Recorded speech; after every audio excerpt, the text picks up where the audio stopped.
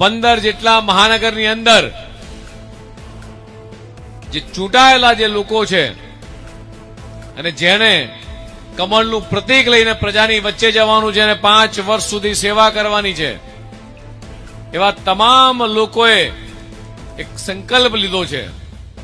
જે રીતે ડોક્ટર શ્યામાપ્રસાદ મુખર્જીની વિચારધારા, પંડિત દીનદયાળજીની વિચારધારા, અંત્યોદય, એકાત્મ માનવવાદ, આપણે એવું કહીએ છીએ કે ભારતીય જનતા પાર્ટીનો કાર્યકર્તા એ ક્યારેય સત્તા માટે બૂથમાં નથી લડતો, પણ સતત સેવા અને સમર્પણના ભાવથી એ પ્રજાની વચ્ચે 365 દિવસ એ સતત પ્રજાની વચ્ચે રહે છે. ચૂંટણી આવે અને દેખાય, ચૂંટણી જાય અને જતા રહે,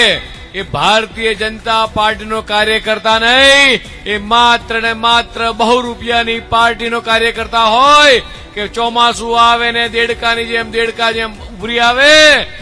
એ માત્ર ને માત્ર કોંગ્રેસ કે અન્ય પક્ષના કાર્યકર્તા હોય.